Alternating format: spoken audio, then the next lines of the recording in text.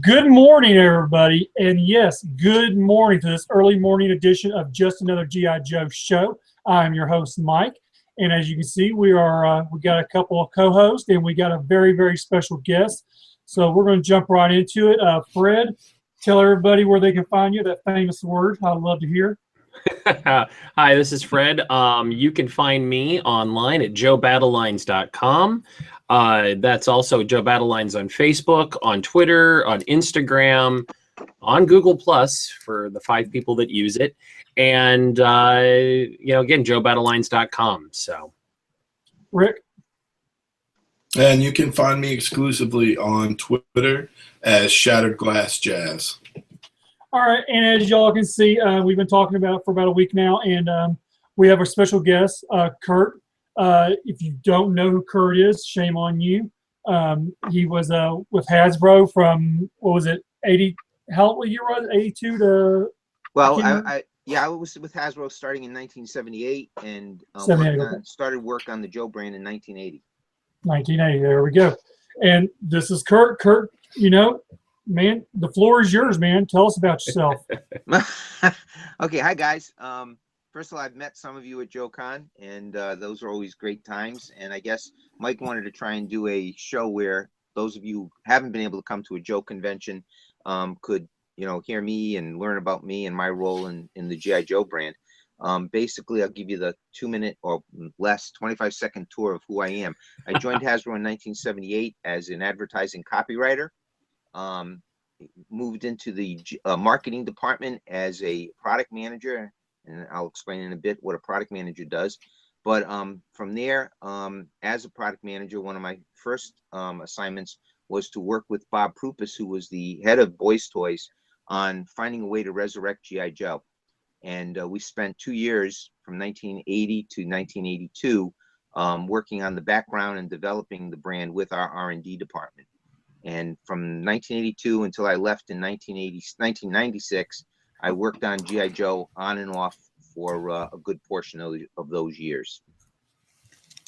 So I'll jump in with a question right away. And so, Kirk, I find this fascinating is, G.I. Joe was such a powerhouse brand from its inception in the 60s to its reinvention in the late 60s to Adventures of G.I. Joe. Again in 70 when it became the Adventure Team, all the way up to about 77 when it was Super Joe, and then it went away for a bit. Mm-hmm. And can you talk to us a little bit about how did G.I. Joe go from being a brand where it was centered on the nameless Joe to a multi-ethnic, multi-gender team of specialists, where Joe became more than just an individual and really kind of embodied the 80s. Yeah, well, it was, it almost happened by accident. We were looking for a way to bring back G.I. Joe, and we knew we had to do something different than what the 1960s G.I. Joe was.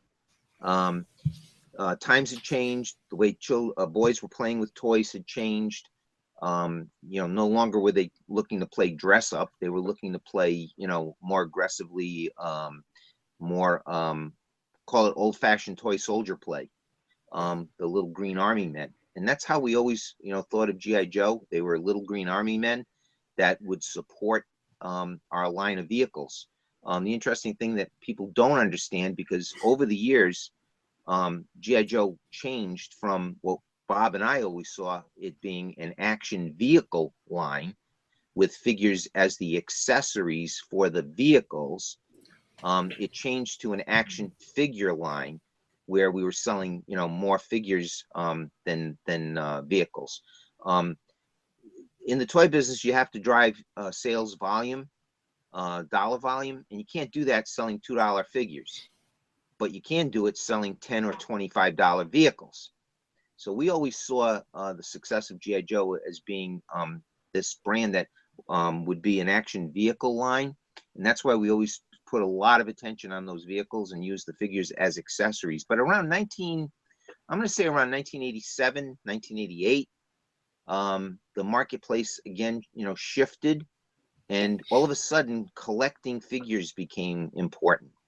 And so we had to fill what eventually became, I believe, an insatiable desire on the part of boys to collect every figure that we created.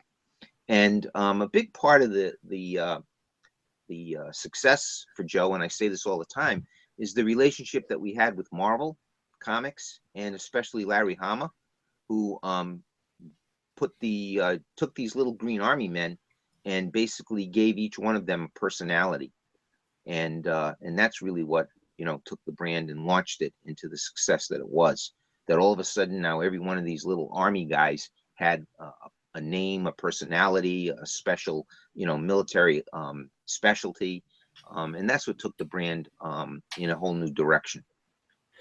So when it came to character creation, since we've kind of headed in that path, how much of that was like, okay, did Hasbro go to Marvel with a list of code names and say, okay, this is what we're developing? Or was it, what was that relationship between Hasbro and Marvel as far as determining the rosters and the characters each year? All right. Well, it was very simple. Me and Bob and I would provide overall direction to our R&D team in terms of what we wanted developed for the next year, in terms of themes, adventures, however you want to put it, and then in vehicles. And then the R&D designers, primarily Ron Rudat early on, and then eventually people like Mark Pennington and Bart Sears, who were at this last Joe Con, and then another great designer, Kirk Bozigian. They would eventually design the figures. So we would come up with designs for figures. Those figure designs would be shared with Bob and I. And Bob and I always saw my job as being an editor for the R&D team. My job was to look at the figure designs, pencils at first, and say, I like this guy, but could you add a little more to his torso? Could you give him this kind of weapon? I don't like that helmet. Can we, we already did a helmet that looked like that last year. Let's do this helmet. And so the R&D guys would, mix and match parts and pieces on paper. And then once we had the final roster of who we wanted, and they were basically themed characters, like, okay, this guy's going to be our machine gunner.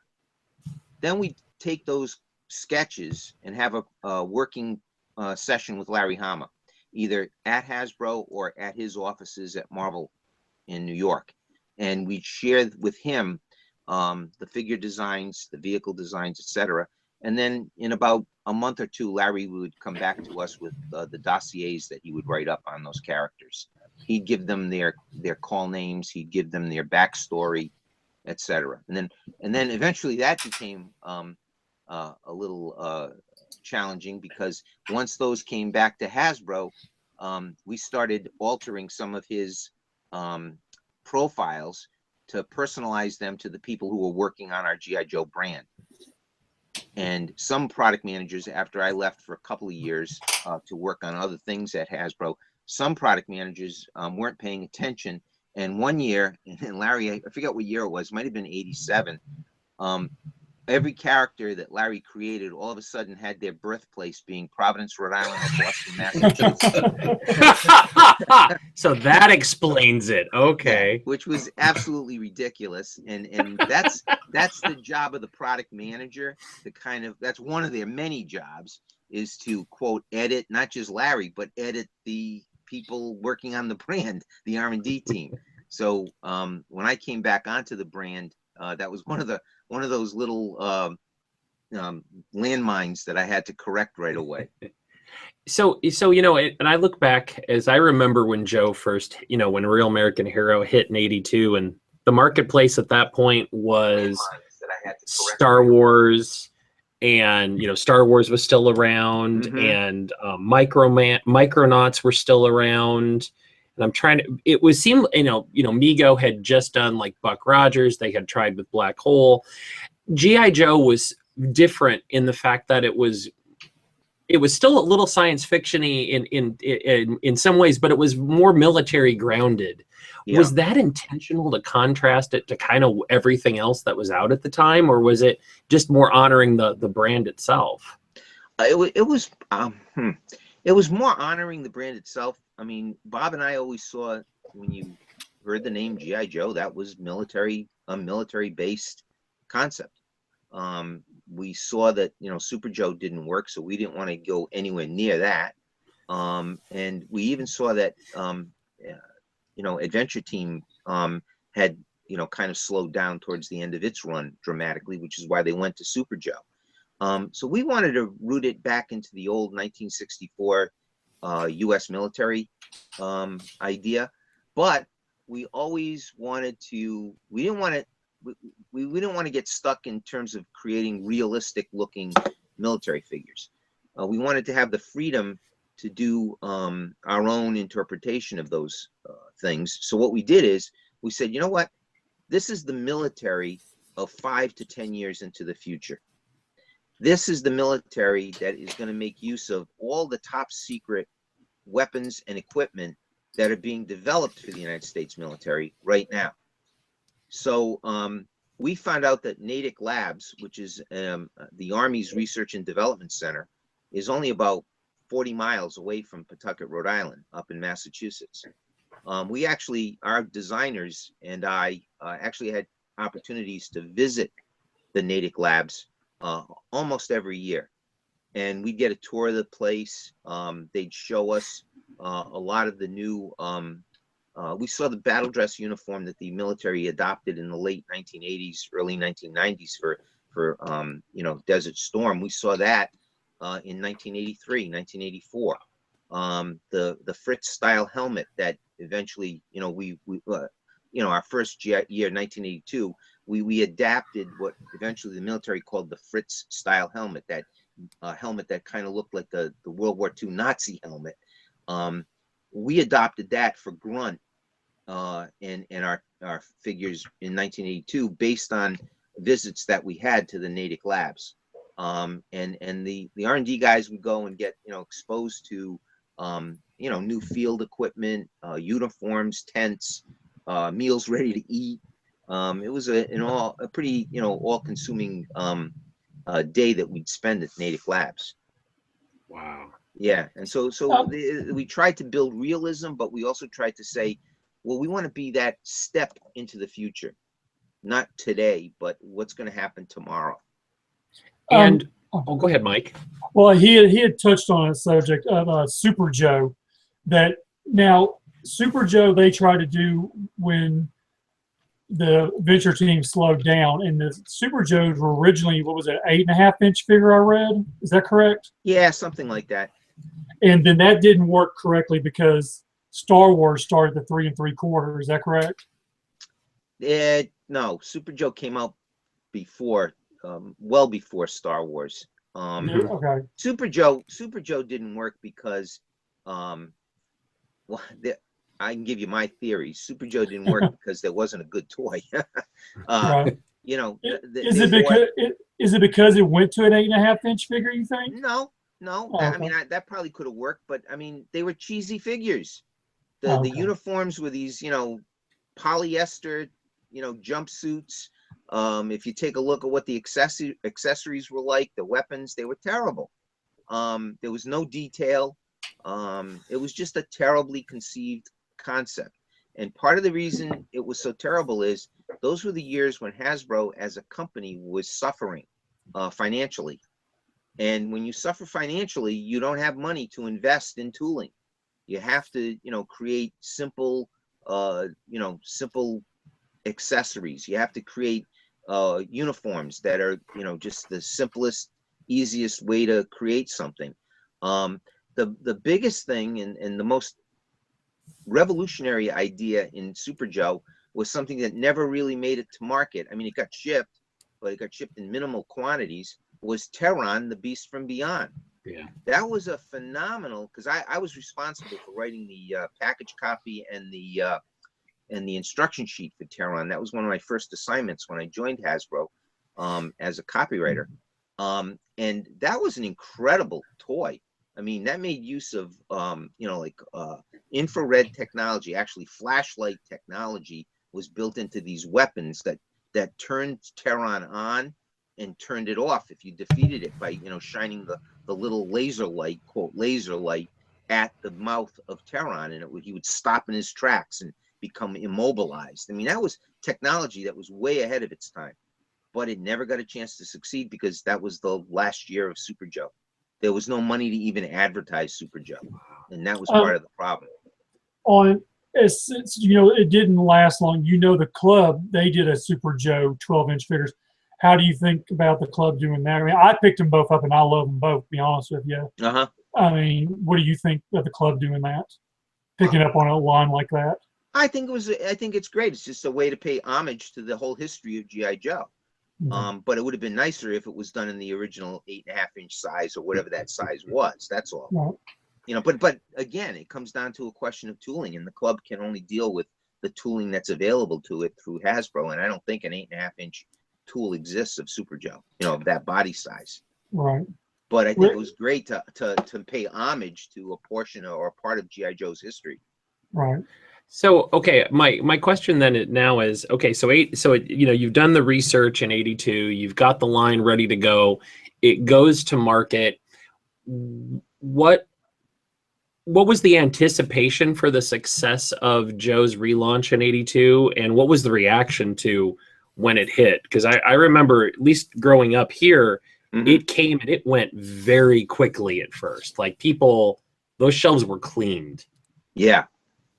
And that the Joe outpaced all of our expectations.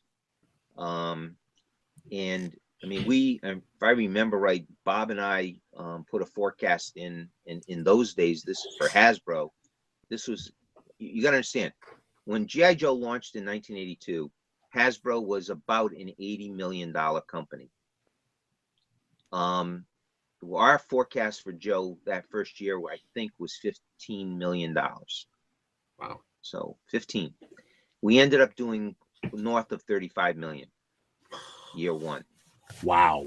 And all of a sudden, a company, if you go back and look at some of the old articles written about Hasbro at that time, early 1980, well, not early, even early 1980, 1981, Hasbro was known in the toy trade as Has Been. It was a company that had no future. It was a company that had a foot and its ankle in the grave. And Joe was that kind of brand that gave a shot in the arm to Hasbro in 82, again in 83.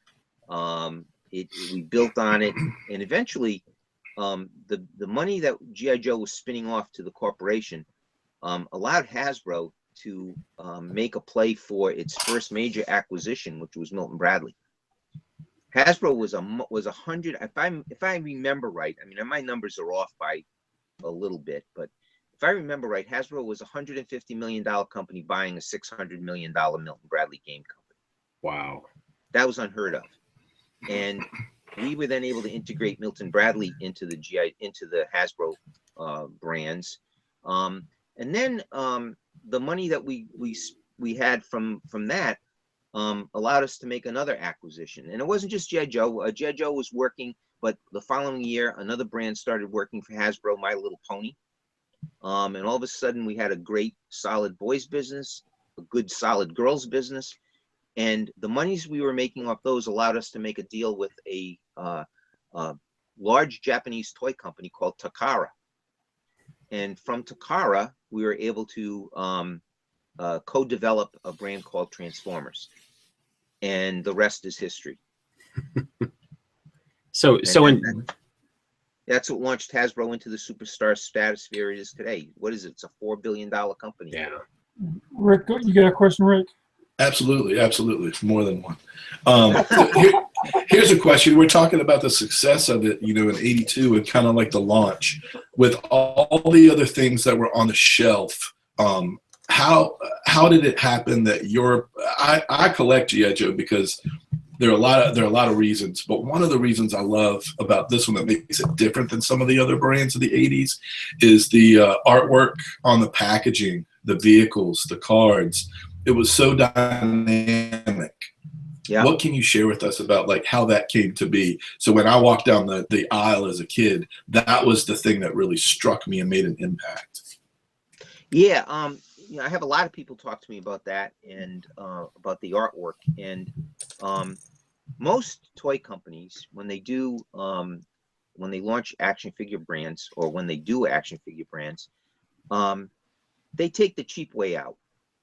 They take, they create one common piece of art, and they slap their figures in a bubble on that art, and it goes from there.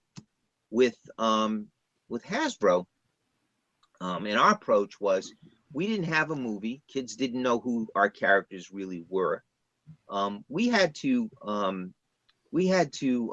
give personality to our figures and to our vehicles. And so we worked with our graphics department, in-house graphics department at Hasbro, and the head of that department was a guy by the name of Matt Lysak.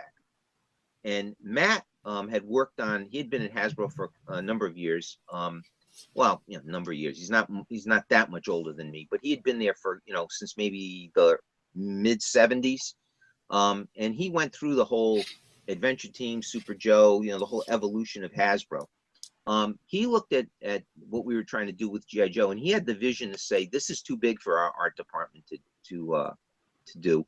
And he met with a packaging group in New York City that he had worked on for Weebles, believe it or not, Hasbro's preschool brand. And it was Werbin and Morrill. And they were a packaging consulting group out of New York City. And incredibly talented people. Ed Morrill was our account manager. He was one of the principals of the company. Ed came up from New York City, met with us, saw what we were trying to do, has said, I have the perfect guy to create the illustrations for this. He's a fantastic illustrator. Hector Garrido is his name. And Hector started sending us pencils and finished art. The guy was fantastic. He was so quick. He could paint so quick, and he was an older guy at the time. But Hector pulled it all together. He understood what we were trying to do, and Ed Morrill came up with he showed us about, I don't know, I'm going to say a dozen logo idea designs for G.I. Joe. And we picked the design that, became such an iconic design for G.I. Joe, that first year, 1982 year, the G.I. Joe red, white, and blue logo. So it was like, we seemed to get lucky with having people who all understood the brand and how the brand, should be perceived by the kid. As far as the package art for the vehicles was concerned, again, we wanted that same kind of dynamism. Bob and I went to the stores and we bought all the competing action figure brands at the time, brought them back to Hasbro, pinned them to a wall, and said, we have to do something to stand out from all these different brands. And that's what became that black iconic package with the explosions in the background. And a funny story is, we didn't do a lot of research. Both Bob and I believe market research for toys is a waste of time. But what market research for a toy can do is give you insight into how you can improve what you're doing. Too many marketing people use market research in the consumer packaged goods business, I believe, to give them a feel-good go, no-go decision. It's a way for them to make excuses for why they shouldn't do something, take the easy way out. And Bob never, and I never saw it that way. We went to we took our packages, and we wanted to just be sure that what we were doing would work. And you got to understand, this is 1981 when we're, developing this line for release in 82. And we have to go back a step further. We started working on this line in 1980. So we took these packages up to a research group outside of Boston, Massachusetts, Wellesley, Massachusetts. Now, if you know anything about Wellesley, Massachusetts is probably the most liberal zip code in all of New England. And we met with a dozen moms in 1981, and they were horrified. They were horrified at the thought of GI Joe, and they looked at the packages, and they saw these missiles shooting off the packages, and all these explosions, and they were horrified. And Bob took one look at me, and I took one look at him, and we're behind a two-way mirror, and he said, relax. And he said, we're here just to learn what the negatives are so we can address the negatives. And that's why on those early packages, you'll see a little line of copy that says weapons do not shoot. Okay. Because the moms were horrified that these toys would shoot these weapons. And so we had to soften that. We softened, the explosions on the package were even more dramatic. We softened the explosions a little bit and the coloration of those explosions. And those are the only changes we made. And then the kicker was that when we asked moms who were horrified, remember, about G.I. Joe, when we said to them, now, how much would you expect to pay for? And we showed them like the Vamp, the package of the Jeep, and we showed them a preliminary package of the Mobat. And they said, well, for the Vamp, I guess we'd pay about $15 retail. And for the Mobat, they said, oh, that would be at least a $50 price. And when we told them the actual retail prices of, for the Vamp, it would be like $9.99. And for the Mobat, it would be $24.99. That completely turned their whole opinion of G.I. Joe around. Because they started saying, wow, that would make a great birthday gift if our kids get invited to a birthday party. That's great value, etc. That's when we knew, okay, even in the heart of liberal Massachusetts, we can still sell G.I. Joe toys. And something I want to touch on Rick's packaging comment. One thing that always got me as a kid was I would buy, I would buy an 84 vehicle, and in the packaging artwork, there were characters that were shown that were still available at retail from the 83 line. Right. And that seemed to have been it seemed like this was an intentional decision to remind us, by the way, these guys are still out there. You caught on to our master plan there, Fred. That's exactly right. Everything we did was diabolical. It was all designed to separate you from your money. Hey, Rick, ask him another question, and then I'm going to ask a couple out of the chat room. Hey, Rick, did I answer your question? Absolutely. I love the insight into that, especially when, the product place is so competitive in the 80s. And I like to just hear the history and what went into the decisions. Okay. That's a great answer. Yeah. So I'm going to fast forward a little bit because I don't know how long we have you today, but some of the things that I know, current conversations between Joe fans, current conversations about the brand.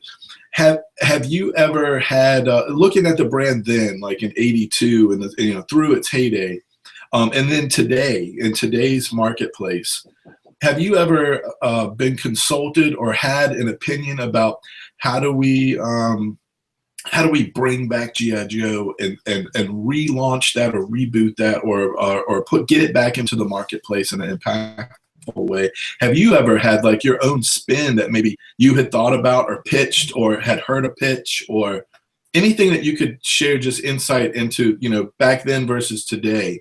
I'm really interested in just hearing some of those things, especially from you. I consider you to be if this was Star Wars, you'd be George Lucas. I really do. So your insight is valuable. Yeah, you're giving me way too much credit. But in all honesty, when I left Hasbro to go out on my own and be my own independent inventor and marketing consultant, I started work with the real godfather of G.I. Joe, Don Levine, and who was the original creative director at Hasbro, who brought in the idea of G.I. Joe for 1964. He and I became great friends, great business partners, worked together for about 10 years. And we would constantly go back to Hasbro with product, new ways of marketing G.I. Joe, new ideas for G.I. Joe. Until, eventually, we just gave up because, nothing that we went back to them ever took. We did have some input into the Hasbro, well, when I was at Hasbro, it was called Hasbro Direct, the 12-inch G.I. Joe figures that were done part of the Hall of Fame line. Don and I created the Life series for them. We created the FAO Schwartz specials for the astronaut, the Green Beret, FAO Schwartz special. Don and I went back to Hasbro with an idea called Real Heroes, which was 12-inch firefighters and police that Hasbro passed on, that Don and I eventually launched on our own. And we did 12-inch clothed figures, and we also did 12-inch solid plastic figures, posable solid plastic figures, along with 3 3/4-inch firefighters and police as exclusives for Target. But those were all shown to Hasbro first. We also had a concept that I have renderings of, that we created for Hasbro as a way to relaunch G.I. Joe, a new G.I. Joe segment called Blazing G.I. Combat Commandos, which was again a return to a more military based concept that again went nowhere. And then I've been invited back once to make a presentation to the Hasbro R&D team. I was invited back by one of the lead R&D designers. Oh, this goes back about 5 years ago now, where I presented a presentation I made at a JoeCon to the G.I. Joe team. And other than that, I've had, very little contact with Hasbro. Okay. I'm going to ask a couple of questions from the chat. Christopher Kelly wanted to know, he's curious, what does Kurt think about the Joe being put into Hasbro Cinematic Universe? Oh, you mean putting G.I. Joe into with Micronauts and ROM and all that? Yeah, I believe that's where he's going. Yeah, I think that's where he's going with that. Yeah, I think that's the. I have mixed feelings about that. All those other concepts are pretty cool on their own, but none were as successful as G.I. Joe ever was. Right. And ROM was a 1-year wonder for Milton Bradley. Micronauts was like a 2 or 3 year line from Mego. Visionaries, I worked on Visionaries. That was I look back at Visionaries as being one of the most frustrating and one of the most boring toy lines I ever worked on. Oh my goodness. And I know this is going to break a lot of people's hearts because I know people like Visionaries, but man, I hated that line. I saw nothing to it. Mask was cool. In fact, when I first saw Mask in the Kenner showroom, I came back to Bob and said, that is one brand that could give us a lot of trouble. And yet it only lasted 2 years. And remember, these are all different scales, these figures. Right. So, I wish them luck, but I'm not a big fan of the idea. G.I. Joe is G.I. Joe, and it should be standalone as its own brand. My good friend Rob here has a question. It was, as the creator of the 82 O-ring figure, you knew what was best for Joe, hitting it out of the park with the 3 3/4 figures. If you were in charge in 2017, which direction, size, theme would you take G.I. Joe to? Basically, he's saying if you were in charge of the line today, which direction would you go with that? I guess. Well, I'd go in all directions. As I look at what's going on in the action figure business, There's no one standard anymore. I do whatever I felt would be best for, like, I know collectors love the 3 3/4 inch, and then everybody hammers me about Sergeant Savage. And they all want everything to be 3 3/4 inch. That's you guys. But 3 3/4 inch is not an easy figure to play with for a 5 or 6-year-old kid. That's the other thing about G.I. Joe that many people don't understand, and we had research to back this up. We would each year have our research department question, do demographic questions on who was playing with boys' toys. G.I. Joe was always the oldest action figure brand in the marketplace. G.I. Joe started to be played with by boys at age 8. And yet other brands like Transformers, Ninja Turtles, Masters of the Universe, they were being played with by boys as young as 3 and 4. And that gave them, sales-wise, potential sales-wise, it gave them a longer or bigger marketplace. Joe went from 8 to 12. And, obviously, boys' interest in action figures, tapers off after 12 because they start getting interested in other things, primarily girls. So, that's where Joe, tapered off. But that was the sweet spot for Joe, 8 to 12. If I were to look at the action figure business today, it's much younger.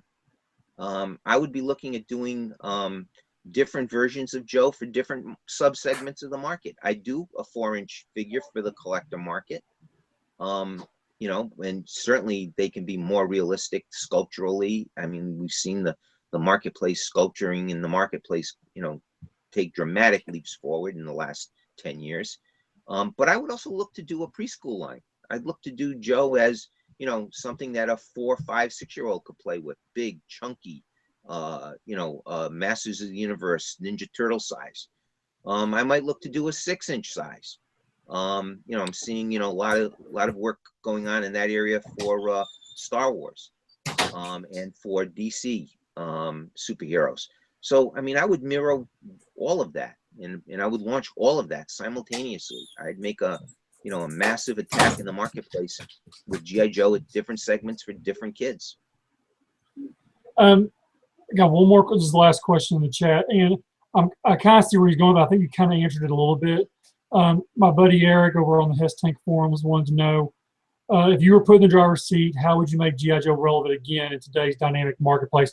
So basically, I guess you can really say, we're not getting anything from G.I. Joe or Hasbro that, we were told, for 2 years for sure, until the next movie came out.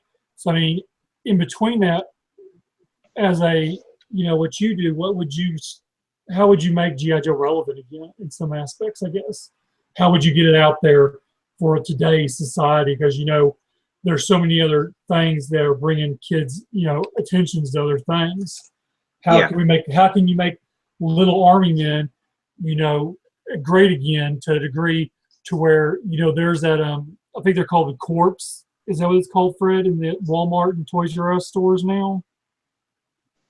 I can't remember. It's another army. The Corps. Yeah. Okay. Yeah, the Corps. So they're out there. So they're out there constantly everywhere. So how can we make, G.I. Joe relevant like they're making that relevant on the shelves? How could you do that? I wouldn't tell you. Oh, okay. I'd go to Hasbro and get a royalty. Okay, I got you. Okay. Look, the action figure marketplace has changed dramatically. Right. We kind of invented a lot of what, how action figures are marketed, with, comic book tie-ins, licensing tie-ins, creating daily TV shows for TV syndication. I just think that if somebody could take the time to look at the brand seriously, look at the brand and see what's going on in the world of social media, in the world of what we're doing today. I mean, you guys, Mike, you guys have a TV station right now, right? This podcast is a TV station. Yeah. Everyone has the opportunity to be their own reporter, to run their own TV show, to create their own radio station. That's the power of the internet. I'm sure that there are some bright people at Hasbro that could harness the power of the internet and create quote programming for G.I. Joe that could make G.I. Joe more topical and relevant for today's, 8 to 15-year-old kids. And people just aren't thinking like that. For them, and we used to kid about this all the time at Hasbro. We created G.I. Joe from scratch. We created G.I. Joe as a action figure line, but as a boys entertainment property on our own. And I don't mean me, I mean the people all working on G.I. Joe. Sunbow, our animation division of Griffin Bacall, put G.I. Joe to life in terms of animation and got us on syndicated TV so that boys were seeing G.I. Joe 5 days a week, eventually 5 days a week. There's got to be a way to do that again, using the power of the internet. And the thing about boys is they have to be given a storyline in order to play with toys. Okay, our compatriots over at Kenner, our competitors at the time at Kenner, we always felt took the easy way out. They became known as the toy company that dealt with Hollywood. So they would get the designs straight from a Hollywood movie. They'd replicate the characters. They'd replicate the two vehicles from the movie, and they'd quickly go into the marketplace with a version of the movie. Well, that's the trap Hasbro has now fallen into. They make movies. They make the toys for movies, and there's no longer the creativity, the ability to create a property that they own themselves. And that was the other advantage we had with G.I. Joe. That's why G.I. Joe toys were so cheap. We didn't have to pay a 10 or 15% royalty to some movie studio. We paid it to ourselves. Okay. But they got away from that. That business model went the way of, the quote dinosaur, I guess, in the toy business. But there's still an opportunity, I would think, going forward for Hasbro to do something like that with G.I. Joe. The interesting thing about this integrated universe that they're talking about, all those other properties there are inventors involved in all those other properties. So it's going to be interesting to see how they pull all that together. Yeah. Visionaries came from an inventor. Micronauts came from Takara, an inventor. I'm sure they have to have a deal with that. Mask, I'm pretty sure Mask came from an inventor. I may be wrong, but I'm pretty sure it did. ROM came from an inventor. So they're paying additional royalties to those people. They've got a brand in G.I. Joe that's royalty free. So, although I guess they do pay some kind of royalty. Is it Paramount who does the movies? I always forget. Yeah. So they got some kind of deal there. They made a deal with the devil there, as far as I'm concerned. I wouldn't say that we disagree with you in that at all, but that was a great answer. I'm giving you my frank opinions. Sure. That's what you guys paid me for, right? Don't tell them that. Hey, Fred, let me let you do another question or two, and then we'll let Rick do another question or two, and then we'll let him go off.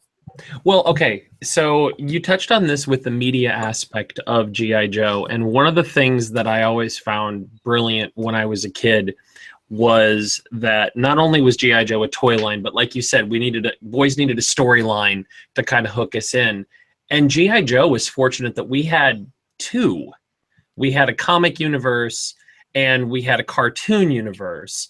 And I've always wondered. Yeah, and I always wondered with the two narratives, were they targeted to intentionally to different ages, or was it more just different ways to capture attention on the same populace in the market? I think it was that, Fred. It was, they weren't targeted at different audiences. It was my job and other product managers' jobs to make sure that there was some consistency between the comic books and the TV show. But Bob Prupus also gave me an important piece of advice. Bob said each medium has its own requirements. Let each medium, follow what they believe to be their best interests.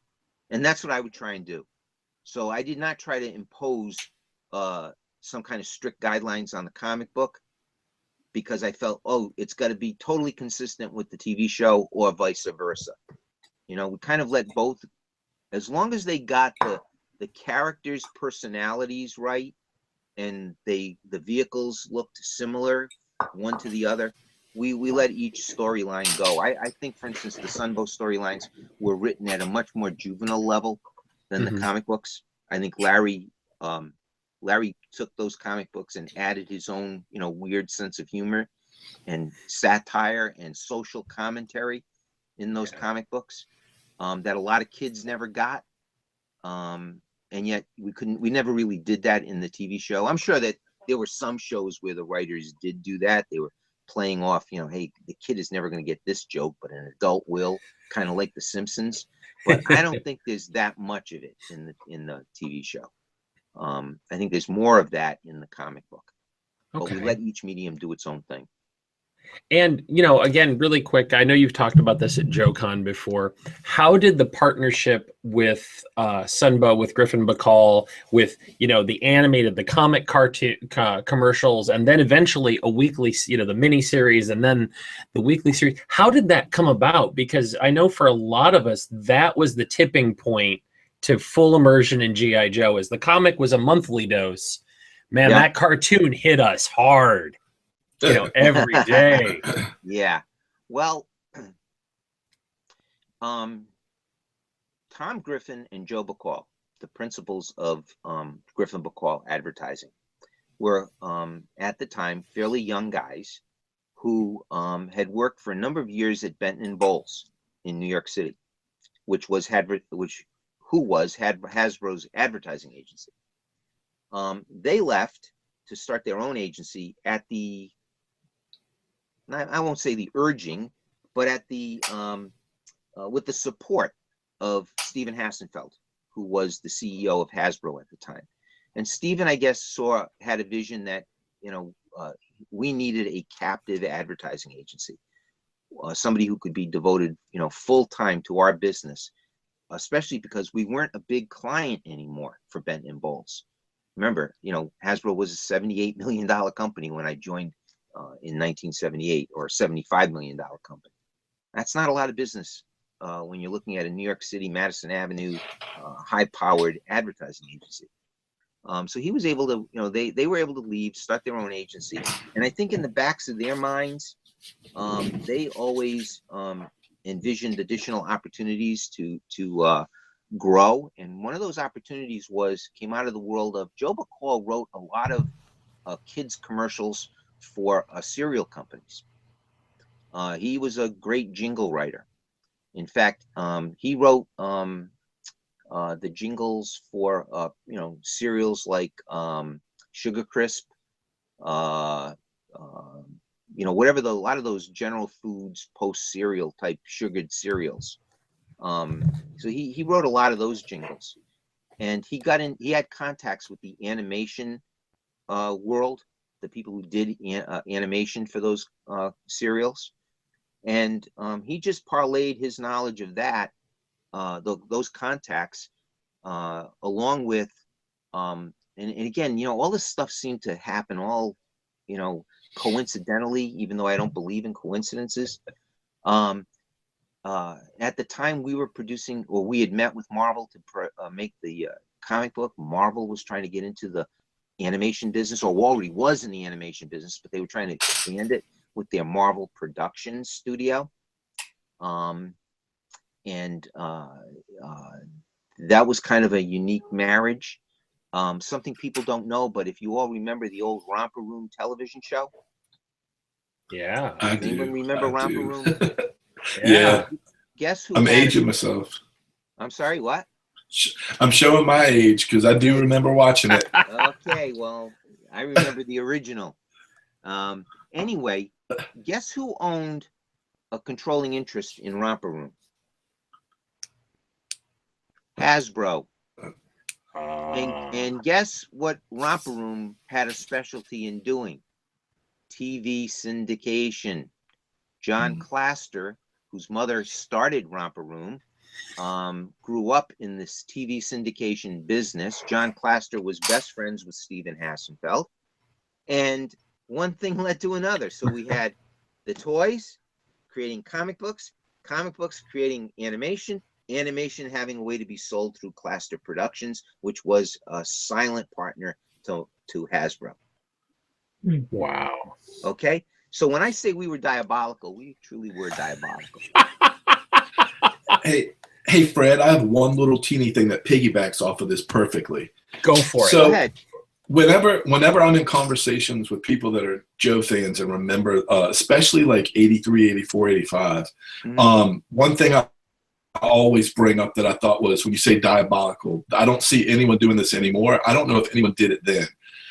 In today's world, like let's say a Star Wars movie is coming out, they do this thing called Force Friday. It usually happens in September. Yep. Which is like at least 3 months before the movies even hit. What I liked about you guys and what I remember is when the miniseries was airing, those Sunbow miniseries, I might watch the second part on a Tuesday afternoon after school. If I were to go to my local toy store that Tuesday afternoon, the characters that are introduced in the miniseries, let's say it was Revenge of Cobra, I would see Dreadnought, Torch, and Ripper on the shelf. Yeah. And it was never a day before. It was always during the week the miniseries aired. That is the smartest and most genius thing I've ever thought of. And I don't think it's been duplicated. Can you talk about that? Well, you probably were very fortunate, Rick. You must have lived in an area where you were very fortunate. No, seriously, we could never guarantee that, but we did. One of the things we did try to do is we put together a production schedule so that we knew, in working with our Far East factories and working with our production planners at Hasbro, we had a very good idea of within 2 to 3 weeks when product would hit shelves. So we always tried to, we had this master plan, and we always tried to communicate that master plan to our partners at Marvel and Marvel Studios, Marvel Productions. So that was all, we tried to be as integrated as we could. And sometimes we got real lucky so that you would see that product at store shelves. But I can't say that was 100%, but we were close. We were within 2 to 3 weeks. Wow. All the time of doing that. All right. Plan. All right, I've got one question here, and I want to make certain because I know Kirk. We've only got Kirk for so much time today, and can you talk to us a little bit about a line that I like? Was the follow up to it was kind of the follow up, almost a sister line to A Real American Hero, and that was Sergeant Savage, and just a little bit about how the concept came to shift, from the large cast of A Real American Hero to the more core. I kind of viewed it as a kid's Dirty Dozen, That good. That was what I was hoping for. Okay. Sergeant Savage has a soft spot in my heart because that was a brand that I created myself. When I say I created myself, it was a brand that I created with our R&D team, but it came out of here, out of my head. And I laid down what I wanted it to be and envisioned it. Let's look at what was going on in the action. And I take a lot of heat for this from you guys. But I was not making toys for collectors. I was trying to make toys for kids. And at the time of Sergeant Savage, you have to look at what was going on in the marketplace. The era of 3 3/4-inch figures was dead. Yeah. Okay, it was gone. We were the only brand that was a 3 3/4-inch figure brand. And I and my product developers would constantly get attacked at line reviews to our senior management with comparisons to, why does G.I. Joe look so puny against Batman? Why does G.I. Joe look so puny against Teenage Mutant Ninja Turtles? Why does G.I. Joe look so puny against Marvel superheroes? See what's going on here? Yeah. The world of action figures had evolved. All of a sudden now, the hot brands were 4.5 to 5 inches tall. G.I. Joe was becoming an antique. So I met with my R&D team and I said, look, we have to do something. We can keep the G.I. Joe brand going. We can have our Alpha, Bravo, Charlie assortments of 3 3/4-inch figures. But I really believe we need to do a new sub-segment of G.I. Joe. And that's what Sergeant Savage was. It was a sub-segment, just like Street Fighters was a sub-segment. Yeah. Mortal Kombat was supposed to be a sub-segment of G.I. Joe until it got so vicious that we had to spin it off into its own category because we didn't want the negativity of some of the characters in Mortal Kombat to be as part of G.I. Joe. So Sergeant Savage was supposed to be its own mini universe, but allied with G.I. Joe. These were going to be, again, a special forces team of soldiers who, unlike G.I. Joe, who had all the money in the world from the Defense Department to procure all these top secret futuristic weapons, Sergeant Savage was a team that had to make do with what was found in the boneyards and the scrap heaps of the U.S. military. And how could they retrofit a P-40 Warhawk with a Gatling gun? You know what I mean? Yeah. And so that's what Sergeant Savage was supposed to be. Then we said, who were the most evil villains the world has ever seen? And at the time, it was World War II and the Nazis. Well, we didn't want to create Nazis, but we wanted to create characters that kind of subliminally looked like Nazis. Because I got to be honest with you, Cobra, to me, especially Cobra Commander, they're not the most evil villains in the world. They're a bunch of buffoons. Cobra Commander loses all the time in the TV series. Okay? And I always thought Cobra always was the front group for an even more evil and sinister group of people who have yet to be identified in the world of G.I. Joe. But I thought that, Savage's enemies would fill part of that role. So we didn't want Sergeant Savage to be so outlandishly out of scale with G.I. Joe. But we thought that 4.25, 4.5-inch size figure would make us more competitive with what kids were buying in the marketplace and still be able to be played with in most G.I. Joe vehicles. Sergeant Savage will fit into most G.I. Joe vehicles. Yeah. Not all, but a good portion of them.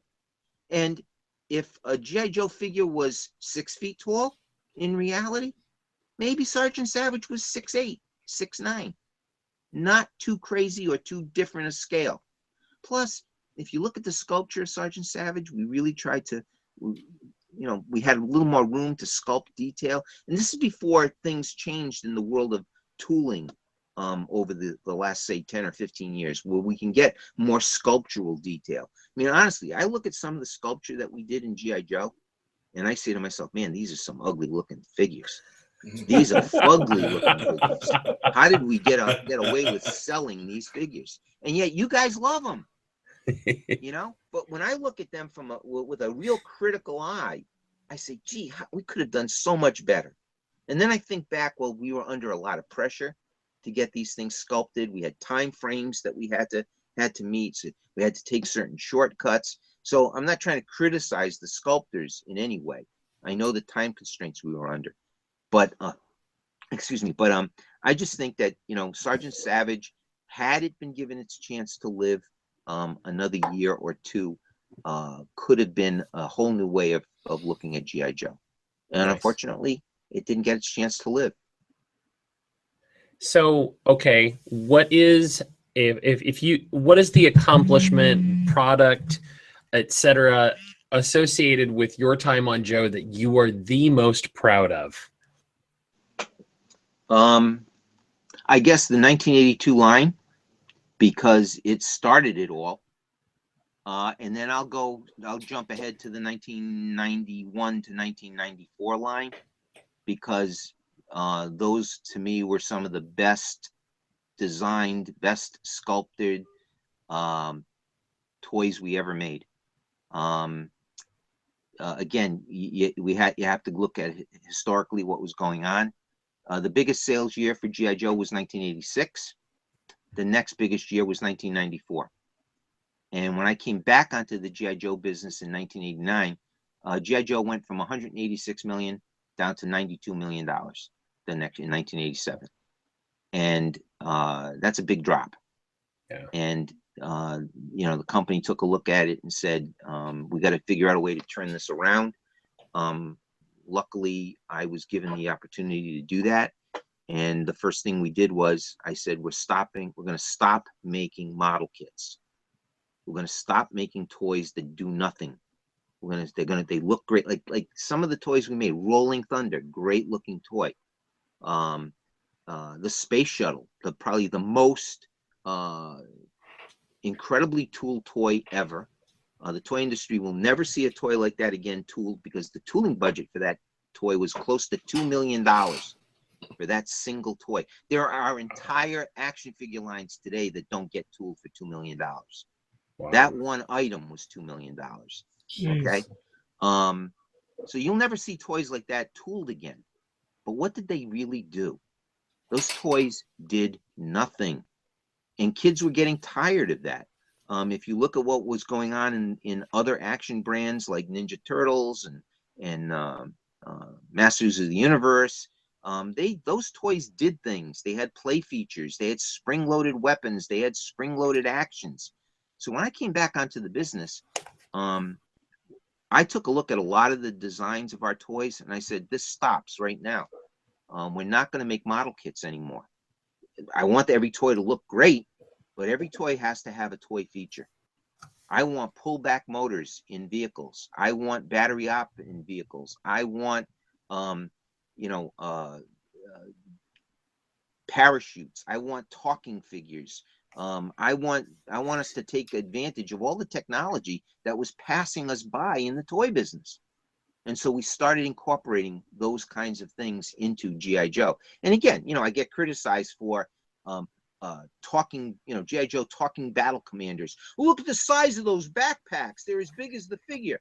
Yeah, they are, because the technology at the time, you couldn't fit the speech and the sound mechanisms into anything smaller. But boy, those talking battle commanders, that one segment did as much dollar business as an entire segment of featured figures, because the price point was a little higher, and we drove a lot of business with those kinds of figures. It's why we added spring-fired weapons to all the Battle Corps figures. All of a sudden now, the GI Joe figures did things. They could shoot at each other. Oh my God, those mothers in Wellesley, Massachusetts must have had strokes when they saw that. Okay. But that's what we tried to do. And my R&D team, came right on board. They said, we've been waiting for somebody to want to do this. So that's when we started to have boats that really not just didn't float. We had boats that actually had propeller mechanisms that could propel them across a swimming pool or across a bathtub. We did the radio-controlled Jeeps. Greg Bernstein and I, my senior designer, we traveled to Japan and spent 2 weeks working with Nico in Japan, building that GI Joe RC Jeep from scratch so that we could have it shipping in 4 months. Wow. Okay, we were there in the summer, and we were shipping that product in October for that Christmas, because we saw what was going on in the marketplace, and we had to have GI Joe respond to that. That trend that was going on in the marketplace, where kids were demanding toys that did things, and that all came because They were watching video games. They were playing Nintendo, and they could move a joystick and see something happen on the screen. How come G.I. Joe doesn't do that? And the story I like to tell at conventions is my son was 4 years old at the time, and I had to have new tires put on my car. So I went to the local Kmart, and he came with me. And while they were putting the tires on the car, the toy department was right next to the service bay. So we went into the store, and we walking through the toy department, and he's 4 years old. And I said, "Hey, would you like this little Hot Wheels car?" He looked at it, and he said to me, "What does it do, Dad?" And that light bulb went off in my head. What does it do? Well, it looks cool. It rolls. It wasn't enough for a kid who was already at 4 playing Nintendo. What does it do, Dad? So I went back to work on Monday, called my R&D team together. This was in 1989. And I said, "Guys, we have to stop making model kits. Kids want these toys to do something." So that's when we turned the whole brand around. And when I left in 94, when I was taken off the brand in 94, we were doing $125, $130 million again. Wow. And it's still not at that peak of 1986, but we had returned the brand from like an $85 million brand back up to $135 million. Wow. Yeah, All because of these things we were doing. And considering that most toy lines back in that era didn't last 12 years, Right. right, Yeah. that was unheard of. Yeah. Well, we were one of the things that Bob Prupus taught me was you have to constantly reinvent yourself. You can't just keep living off old tooling. And that was another secret to G.I. Joe's success, was that we constantly, tooled the brand each and every year. Another thing that we did in that 91, 2, 3, 4 era was, again, I met with Griffin Bacall, and I said, "Guys, we got to shake up the advertising. The idea of using animation," Fred's giving me a shout out here. "The idea of using animation is old. It's getting stale. We've got to, shock kids with something new and different. And I want to see live action commercials." And Joe Bacall said, "They're too expensive. We can't do live action commercials." And I said, "Well, how expensive are they compared to the animation? We're spending all this money on animation." So he said, it's just too expensive, too impractical. We can't do it. 2 weeks later, Joe Bacall came up to Hasbro to meet with me and said, "We figured out a way how to do your live action commercials." Because I knew Joe, he knew too that, we had to do something different. And what Joe said is, if we can shoot all the commercials in one shoot over, concentrated period of time, we can make this work. So I said, "Great, I'm in. How do we do it?" So he said, "Well, we have to rent Cannell Studios." Remember Stephen J. Cannell? Yeah. Stephen Cannell had his own studios up in Vancouver. And he would film all of his, or most of his shows there. But he'd also have those studios available for commercials and commercials use and other studio use. We rented Cannell Studios for a month between Thanksgiving and Christmas. And we took all of our product. We had to have every single product had to be ready. I mean, it was a massive effort to get the entire line put together, because normally we would, have the line staggered with our model shop. We had to have our model shop make all the models ready to be used to shoot, because we would stagger the commercials. We'd spend 2 weeks shooting maybe 3 or 4 commercials, take 3 months off, go back and shoot another 2 or 3 commercials. No, we had to do them all in this concentrated period of time. And the model shop pulled it all off. The ad agency pulled it off by writing some fantastic, I call it the Perils of Duke, the old Perils of Pauline Studio B studio movies. I called it the Perils of Duke because at the end of every commercial, Duke was in some kind of dire situation. And we pulled those commercials off by filming them in 1 month. No CGI. This was in the days when, CGI was being used in all movies and some commercials. Every single effect in those movies was what they call practical effects. We had squibs with, explosives on people's uniforms. We had, you know, machine gun fire that was, you know, these, we had an actual guy from the studio who's called an armorer. And that was his job, was to, you know, lay out these squibs, these explosive squibs that would make it look like, you know, somebody was under attack. The G.I. Joe Battle Wagon commercial, I was recruited as the driver for the G.I. Joe Battle Wagon because we didn't have an extra that day. So they put me in a uniform, put the helmet on me, and I'm the driver of the G.I. Joe Battle Wagon. So we had, it was made out of plywood. The whole vehicle was made out of plywood. And all of a sudden we shot the, you know, several takes, and we had the squibs go off, and all of a sudden the back of the battle wagon caught on fire. And people are yelling, get him out, it's gonna go up, that's on fire. And I'm looking around, and sure enough, the back half of that battle wagon was on fire.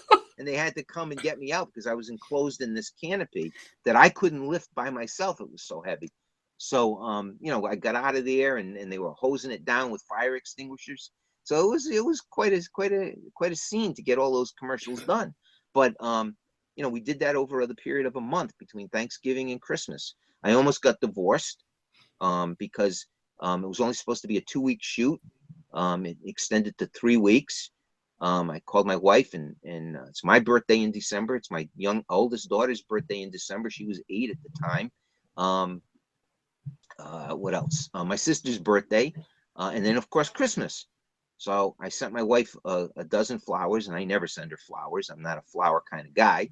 And she knew something was up when she got home that day and saw a, you know, bouquet of flowers. So she called me up and said, "What's wrong?" And I said, "Well, I got to stay here another week." "Oh, okay." Well, that another week turned into another week. I didn't get home until 2 days before Christmas. Oh, wow. And I called her up from Vancouver, and I said, "Terry, you're not going to believe this." She goes, I said, "But my flight's been canceled." Now she thinks I'm lying, of course. So she said, "Well, if you don't want to be home to celebrate Christmas with your family, have a good time in Vancouver." And she hung up.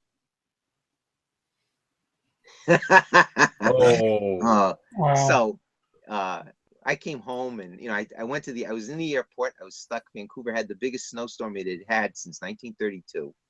Wow. I'm stuck in the Vancouver airport, and I said, "Well, I'm going to get myself a nice steak dinner, and I got one of the final hotel rooms, and I'm going to go to the lounge and have a cigar." And that's what I did.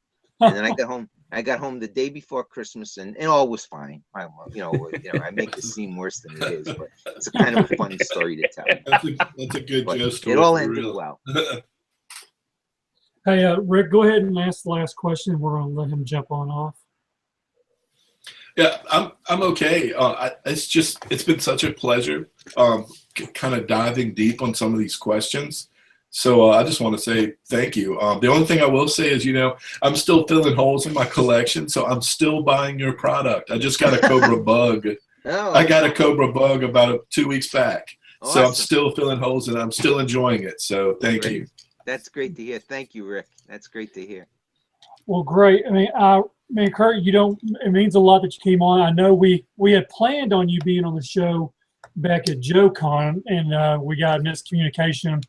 Well, I was going to be one place, and it didn't work, and I ended up having to move. And yeah, I was down a hallway trying to, when I would see people walk by, I'd start flagging them down and taking off running after them. Fred would tell you, I'd jump up and take off running, and then Rick would be there like, I don't know where he went. So we tried, man. This is just as good. Right, and I do appreciate you taking the time this morning to come with us and talk to us, and I hope everyone who's watching enjoyed you. And you know, like I said before, we wanted people to see what, you know, you're all about at JoeCons, and we appreciate everything you've done for the brand all these years, and we appreciate you coming. I know for all the JoeCons I've been to, you've been to every single one I've been to, and I enjoy seeing you every year. Good, I appreciate that. I enjoy meeting everybody. I enjoy talking to fans. You know, anytime you guys want to do this, no problem. Love to get on and do it. You know, whenever my schedule allows, and I can usually move my schedule around, but just shooting the breeze with people I know appreciate the business. The toy line is great, and I just want to say thank you to all of you for, you know, being fans for this long, and you know, really, you know, building a hobby out of this. This is beyond what I ever expected. And I appreciate you guys and all the fans out there. So thank you to all of you. Well, again, thank you for coming on, and we'll definitely have you on again in the future. And I look forward to seeing you. I'm sure you'll be at Chattanooga next year, right? I'm planning on it. Good. I won't miss it. At Chattanooga Battlefield has my name all over it. All right, well, Kerber, thank you so much for coming on. Appreciate it, and I will holler at you on Facebook, man. Okay, take care, Mike. Take care, Fred. Take care, Rick. Nice meeting you guys. Thank you, Kirk. Greatly appreciate it. Have an awesome weekend, man. You too. Enjoy. I'm heading to the beach now. All right, take care, guys. Bye. Bye-bye. There we go. All right. I think he logged off. His picture's still there. I don't know what happened. Okay, guys. All right, everybody. We appreciate him being on the show. It took not a while to get him on, but yeah, we were, working back and forth on a schedule with him and everything to get him on, and we missed out in JoeCon. But well, we're gonna do a little bit more of the show so people know what's going on. This is an early morning edition. We will still have tonight, 6 p.m. Central Standard Time. It will not be episode 15. It will be basically just another G.I. Joe show hangout edition. Basically, if you would like to come on and just really shoot the shit with us, just send either me or Fred a message or message us on the Facebook page or YouTube or wherever. And we'll let so many people in through the where you come on live with us. And I'm thinking the topics are going to be pretty much, we're going to lean towards San Diego Comic-Con and probably HasCon exclusives. So we'll talk about the Missile, the Revolutionaries. We'll dip in a couple of things, the Transformers that just released yesterday. Not a whole lot. There is a little insight from what I've heard on the exclusives for basically what you got at San Diego, you're going to get it right again at HasCon's, what it amounts to. Stuff of that nature. Speculation what we think is going to happen. But I want to go back into screen share to where we're going to finish the show out with some of the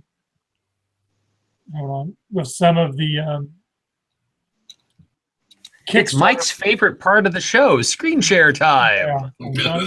Is it working? Did I get it right? I'm seeing the Facebook page. Okay, good. Okay, this here is, there's 3 different, 2 Kickstarters and one, I forget the name of it. We'll find it here in just a second. This Kickstarter here is Modern. Well, it comes back up. Give me a second. My internet at its finest. Your image is important to us. Please continue to hold. Thank you. Okay, Modern Army action figures, G.I. Joe newspaper ads from 82 to 89. I find this very interesting because it's going to cover pretty much anything that was ever put into newspaper ads, circulars, stuff of that nature. They've also, this is the 10th book, if I'm correct. If I read everything right, but it's supposed to be a 80-page, 9-inch wide, 6-inch tall, full-colored hardcover book, which covers look like file cards, all kinds of different things. And I found this to be very interesting. It shows you newspaper ads or circulars from stores of the action figures and the vehicles on sale. Look at them prices. $7.97. I mean, you can't even get an action figure for $7.97. I was gonna say, yeah, the last time Joe was that cheap was that I could remember was the launch of the 25th when the Hiss Tank and the Night Spectre and the Ostriker were a whopping $9.99 at Target. Right. This one here, I pledged the 25 or more, which is right here on the right. It's basically one book. It's a hardcover book for 25, and it was $5 shipping, so $30. Right now that is slated for December of this year. I find it to be a very, good backing. They have to have $6,000 or less than $2,000 away. I've actually talked to the project manager of this, and We talked about him coming on the show next episode, but with 13 days to go, the show will it'll be over with before the show. So maybe we can still get him on and talk about, hopefully, that it was funded. So if y'all are looking for something to, excite you for, the next 2 years till Hasbro gets their head out their ass and does something for us. Well, come on. Ladies and gentlemen, Mike pulling no punches. Well, I'm just saying, let's just call a spade a spade. We were told 2 years, movie, we have, all we have is, and no offense, all we have is each other. And this guy here, who's doing something totally different out of his realm, who does nothing but looks like Star Wars Transformers, is doing G.I. Joe. So this is a book that gives you, stuff that maybe you never saw as a child because your mother hid it from you because she didn't want to go buy it for you. But it's something cool. It's something nice. If you want to be a backer or something, $30 isn't going to break the bank unless you got a mortgage, kids, alimony, child support, mob debt. Mob debt. Come on. You owe a guy named Guido a couple of large, and he's coming to collect. Like I said, this is a Kickstarter program. I support it. I funded it. I think it's an awesome thing. I think if you're into something for books, collectors, this is what you need to do right here, in my opinion. And given the prices on some of the never-ending Kickstarters for Eagle Force and some of those, $30 is not much at all. It's not at all. Okay, here's another Kickstarter. We've had this gentleman on our show.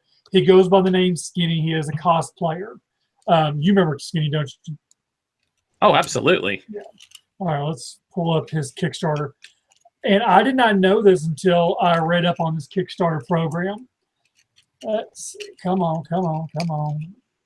It's also what his Kickstarter is. It's crazy relevant right now with the Comic-Con exclusives. Exactly. Okay, he needs a goal of, I forget. It looks like he apparently I guess Skinny. I don't want to go out on a limb and say it's correct, but I think he had a lot to do with the backdrop Terradrome photo backdrop that you will see at conventions. I think there is a picture. Was it? Damn it, there's not a picture of it. Yeah, that was it. Springfield. Yeah, it was also at this past year's JoeCon as well. Yeah, my bud. Go ahead. Do it, Fred. Oh, I was just say my buddy Mike Bro and I, as soon as we saw that, had to run and take our picture in front of it because, nothing says I haven't seen my friend in like 10 years. Like, hey, let's go shoot our picture in front of a Terradrome. Right. I actually got my picture this year in the Terradrome. But what they're pledging here to do is to get the Missile Command headquarters backdrop, which I find the perfect timing for this. What's hot with G.I. Joe is the reissue of this Missile Command headquarters. Yeah. Especially the figures that come with it. So this here is another project. Let me just, I want to click $80. Let's see what is, okay, make a pledge without a reward. Pledge $5 or more. Thank you. Okay, that's right. I remember reading this now. Okay, there's multiple pledges here. You can do up to $150. Like I said, I don't suggest, I'm not going to sit there and say, yes, everyone do $150. If you can do anything, do what you can do financially. Let's make this a reality for Skinny to happen. This is something I'll probably pledge. I don't know yet what I'll pledge. I'm considering doing the print. Is what I'm kind of thinking because I'll have the backdrop of it, which is a pretty cool thing. And the $50 print, artist Dusty and myself on Twitter, and a 11x17 print of the art by Dusty used for the backdrop. So yes, what the backdrop is, looks like you'll get the print for $50 and you'll get a shout out on Twitter. And this is estimated to come out in December. It's what they said. They have one backer on that. They have 3 signed postcard ones. $5, $10. This is something like we just talked about with Kurt, is that we are keeping the brand alive through ourselves. Like doing the podcast, doing stuff that we do to help to do stuff to keep Joe alive. So this here, I would say, is a good program to back. He has 3 weeks as of yesterday to go. So you know what? You need to get out there and pledge some money on him, help him out, get this done and going. I think it's a great idea. Okay, now we're going to scroll up to our favorite girls of the finest. We had Joe Colton on 2 episodes ago, maybe last episode, maybe 2 episodes ago. 2 episodes ago. Yeah. And they were getting ready to do their next fundraiser, which was the Girl of the Finest calendars. This here is not on Kickstarter. This is Indiegogo. They've been using that for the past 2, I believe. Okay. This here is something totally new. I've never used this before. I will technically have to log in and start an account in order to pledge for this one, since Fred told them that, oh, Mike didn't pledge last time. Yeah, I kind of calendar shamed you. Yeah, he calendar shamed me of all things. Now, this here, there are different things they are doing. They have 2 months left, so apparently they get a lot longer on this one. They're 17% there. They've raised almost $1,500, and their goal is $8,500.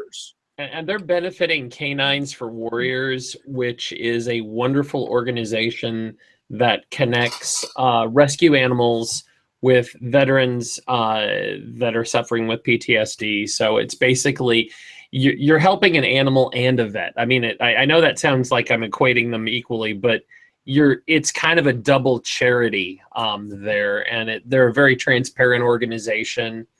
If you follow Joe Colton on Facebook, she's been, she and then the Girls of the Finest have really been talking about just, how open this organization is. Plus, you get a kick butt calendar for your wall featuring some outstanding costume work and some outstanding photography. And it's, I've done these, and I give Mike crap for it, but I've done it for this will be the 4th one.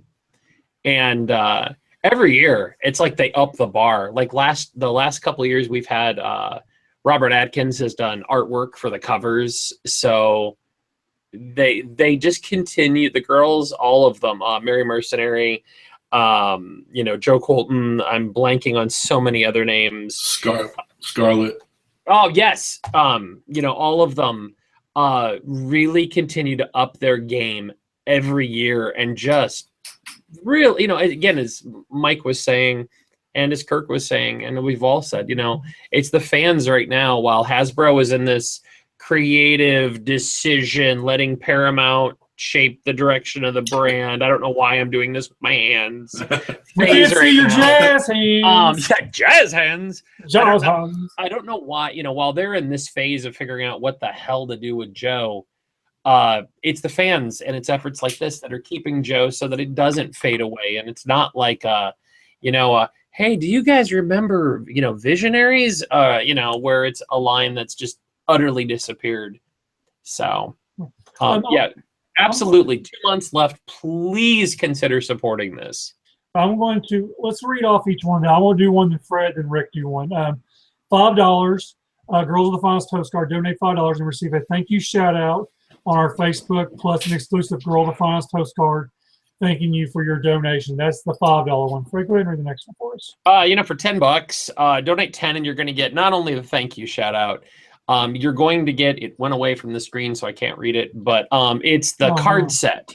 And plus you'll get a collect, the trading cards for this. You'll get the thank you postcard, but you'll get the trading cards. And as Joe Colton said when she was on the show, the first series of those cards, like, people are actually spending bucks to get them now. So that's a pretty awesome little premium. Yeah, are you able to see it, Rick? Nah, you guys go ahead and finish it up. Oh, I can see it. What do y'all see? I can see it now. It kept popping away. Okay. $20. Donate $20 and receive a thank you shout out, an exclusive Girls of the Finest postcard plus an exclusive Girl of the Finest calendar. So for $20, you get the calendar, the postcard, and trading cards. So they got quite a few here. Go on for the next one. Okay, so for also for this is $20. 25. The printed calendar. This to me, there's a PDF calendar option, but this is kind of the one that I say, look, do this, get this, put this on your wall.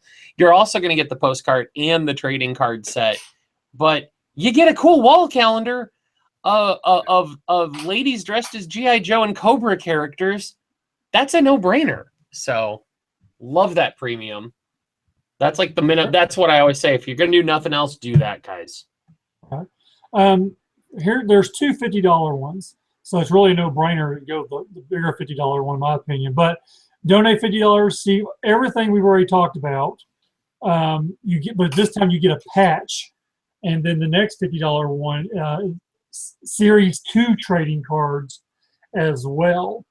Now we'll go to 75. Man, they got so many packages. How can you choose on all these packages? Oh my goodness. You know what? Let's just skip to the last one.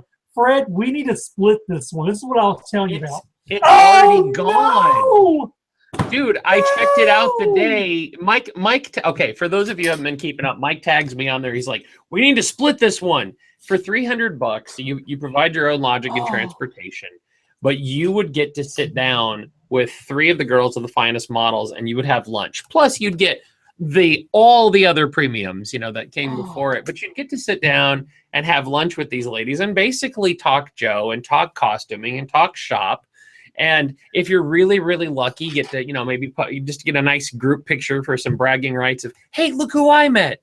And it is already gone. So one lucky sponsor, and whoever did it, well played. You're going to lunch with 3 of the Girls of the Finest models.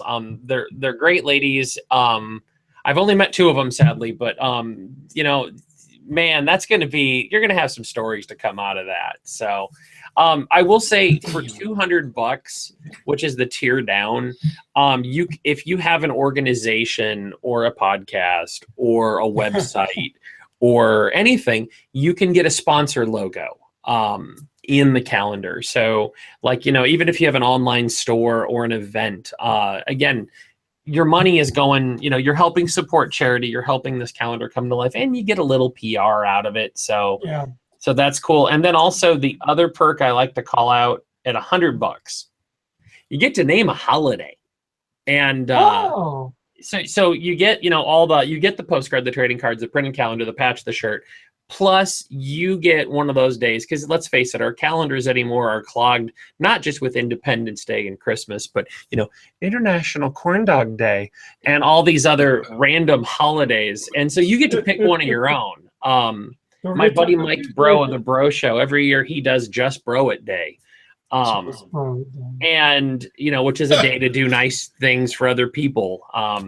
But, you could, we could pick on there Mike's favorite holiday, Tiger Force Day. Yes. Absolutely. Oh, crap. I think I just gave him an idea. Damn it. But yeah, you could say, well, today is, Ice Cream Soldier's birthday and claim some random bit. Or if you're a really sick individual, you could be like, today's the day the Deke episodes premiered. I'm actually considering the $200 one now, because I was all over that $300 which I just saw sold out. Burst my damn bubble. Oh, yeah, you could get a sponsor. You could get a show logo thrown on the calendar. That's what I was just thinking. You get postcards, trading cards, printed calendar, patch, a shirt. And I like that better than naming a day Tiger Force Day. Which he'd do. He would totally do that. Totally would. I might do it anyways now, just because you're intimidating me. It's a little known fact that Mike actually has a Tiger Force tattoo right over his heart. And he bleeds tiger orange. Or is it yellow? I don't know. They keep changing the damn colors. I'm trying to figure out where I need to go to get back out of this. Don't! Oh, I don't want to click on too much. And if we ever have credits that would roll over an episode, I want to write them simply so I can be like technical producer Mike Tittle, screen capture guy Mike Tittle, screen capture. Man, I can't. No one, because he's doing it on his own. Oh, there it is. There it is. I found it. It. It took me a minute to figure it out. I couldn't find it. I'm like, where the hell? So I'm clicking everything. I'm going to end up closing the show out. That's hilarious. That is fun. All right. This was a fun episode. It was an early morning one. I had my cereal before the show. He's still in his pajamas, though. I looked like hell this morning. I had to go. I didn't want to turn the camera on at first. Again, we are doing a Hangout edition, 6 p.m. Central Standard Time. Probably last an hour. Unless we're just really going on, then we might just keep going until we shut up. I know I'll be there. Fred will be there. Rick, you're still coming? Yeah, I'll be there. Okay, a Primal Sabbath was coming. And then our guest from our last episode, Carson's coming? Carson told me to send an invite. So if there's anyone who wants to, if you want to come and just hang out, talk, talk about the exclusives or talk about anything in general on G.I. Joe. This is just strictly for fun, shits and giggles, have a good time. We should call out John. We should call out John Russell. Dude, it's so funny you should mention. I actually sent him a message on that. Because John's always good for some Joe commentary. Oh yeah, that would be an all John show right there. If nothing else, we could get a Dime Novel Legends update because he just posted one. And outside of my Comic-Con exclusives, that's got to be the 118th line that, man, I am just dying when those finally get done. I'm dying to get my hands on those things. Yeah, so if anyone wants to, come hang out, if we don't get nobody asking, then we might just send some invites to some people we know. I know Carson was coming. I sent one to John, Rick, Dakota, me, and you, and then I don't know. By tonight, you'll have your set in hand, Fred. You'll be able to tell us what you think about it. I keep checking my phone to see if it's actually delivered yet. I'm probably going to do a Facebook Live of my initial reaction. Cool. Fred, it is beautiful. The day that I got it, that's all I'm going to say is it's so well done. It's so well done. There's only one figure in that entire Revolution set, and that's the one that's coming today. The only one figure in there that I have very little attachment to, and that's the Visionary, because I just don't have any memories of them. Yeah. Right. But I'm old enough that I had some of those Micronauts characters as a kid. Yeah. And Roadblock and freaking Rom the Space Knight. Like I have the entire Marvel run on PDF on my computer. Yeah. And Jetfire, who I managed to never buy before somehow. So Jetfire, which was also a Robotech vehicle. The whole set's a win, in my opinion. Right. Yeah. It should be a good conversation. It'll be a good hangout. That's what I was fixing to say. We're going to have a good hangout. For other people who don't know, both of you guys need to know this. Make sure, see if y'all got this comic with it. Rick, I said something about this last night. The First Strike preview, I did not. Did you not get it? It was supposed to come with the box. I did not. It wasn't in the box. Okay, yeah. It was not in the box. Oh, I wonder if it was handed out separately at the booth. 1, 2, 3, 4. It only has 4, 5, 6, 7, 8 pages. It's just it's a 0 issue. And I was looking through this earlier, and I had already said I was going to get First Strike, and that was it. But since there's a bunch of one-shots, so if you're into comics, I don't know what the First Strike's going to be all about, but it starts here in August. Yeah. And September, October, November, December. Give your local comic book shop and see about getting that First Strike series. I'm actually going to jump on all that since there are a bunch of one-shots. And I was gonna say, if you want an interesting IDW comic, thanks to a friend, I've been reading Revolutionaries lately. Yeah, which kind of tie. Yeah, see, Rick knows what I'm talking about. Rick's got all of it. I mean, it ties in to that Revolution box set because Action Man's a character in it. Oh yeah, and Action Man and Cup are awesome. hilarious. I mean, at first I was all like, "Oh, it's rock and roll and Skywarp." Nope, screw those two. I'm over them. It's Action Man and Cup as my favorite buddy cop duo of the entire IDW shared universe. They are awesome together. Yes. And if you didn't know, G.I. Joe, Mask, Micronauts, ROM are all ending in August. Last issue. Not ROM. Yep. G.I. Joe number 9, Mask number 10, Micronauts number 5, and ROM number 14 will be the last issue you can get in August. Aren't they just doing new number ones though? Is this just a new renumbering gimmick? I don't know if they've given out all the information, but none of the stories are ending is what everything's just kind of continuing and morphing into these other little stories like First Strike and things like that. That's what I've heard. So it wasn't that at first it was like everything's going away, it's the end of the world. But I don't think it is. I think it's just some continuations of stuff. Jazz hands. Jazz hands are becoming a thing this morning. Everybody's doing jazz hands. Because it's so early, we're at jazz hands. And then we're very excited. Where's our damn beer at? But yeah, because I got to say. There's a lot right now, so. At first, I was kind of iffy on the IDW, the shared universe stuff. Because again, okay, I'm the anomaly of the three of us in that I don't really read Transformers much. Wow. And man, that Revolutionaries title is just killing it for me. They introduced action. They've woven the Adventure Team, their version of the Adventure Team, into it.